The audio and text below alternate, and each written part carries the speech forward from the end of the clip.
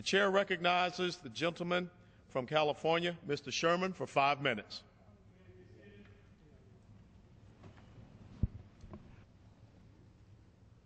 Chairman, I rise to address three aspects of the conflict in Libya. The first of these is, I think, the most important. Our efforts to bring freedom and democracy to Libya should not be the occasion to undermine democracy and the rule of law here in the United States. Now, there is considerable constitutional argument about the powers of the president. There are those who say he cannot take any military action without first an action by Congress. But in 1802, President Jefferson sent American naval and marine forces, in the words of the song, to the shores of Tripoli. And the founding generation of this country thought that that was consistent with presidential power. So those who think that the president has no power to ever engage, I think must look at our history as well as the text of our Constitution. At the same time, there are those who say the president can do anything without congressional approval, and I think those folks go way too far. The answer is the War Powers Act, the law of the land, and we need to make sure that it's followed. Now, that law not only requires various reports and consultation.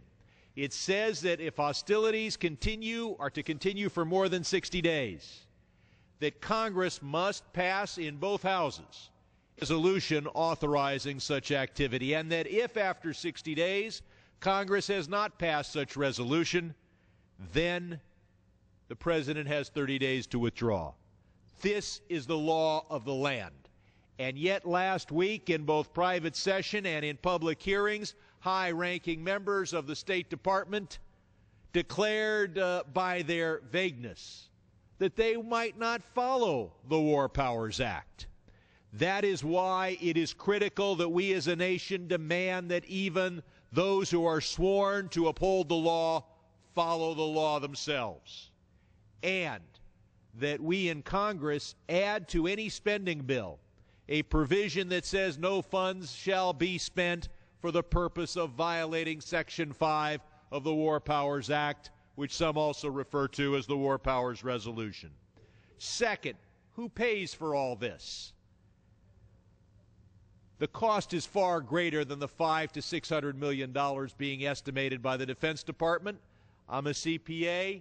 They're using the marginal cost approach, which is widely discredited. Any full costing will show what American people fully understand, and that is that this is costing us billions of dollars every week. Now, we have seized $30 billion of Libyan assets of Gaddafi that were invested here in the United States. Those assets should be used first before we use money collected from American taxpayers. Libya produces more oil per capita than any nation you can find on a map without a magnifying glass. More oil per capita, per person, than even Saudi Arabia. I realize Libya will need to be rebuilt, but its oil revenues will return and provide for that. And we quietly insist that the Benghazi Council pass a resolution authorizing the United States to use those seized Libyan assets to fund our military efforts. But there is something even more that we should insist on from those who are running eastern Libya, and that is that they use their best efforts, and I realize they're disorganized, to cut off their contact with and even seek to extradite those in their midst who have American blood on their hands. There is, for example, Mr. al-Hasidi, who fought us in Afghanistan and Pakistan, who brags that he dispatched soldiers to kill America's finest in Iraq, and who is now one of the rebel commanders. We should insist that such individuals be turned over to the United States, and if they can't find them, that they at least disassociate themselves. Now, the administration responds by saying that Gaddafi has American blood on his hands, and I am sure that Gaddafi has, after Pan Am 103, more American blood on his hands than do any collection of rebel leaders. But is this the standard by which we judge those that we ask our men and women to die for, to put themselves in harm's way for, to kill for? I do not think that it makes sense to say that the rebels should be aided as long as they have less American blood on their hands than does Mr. Gaddafi.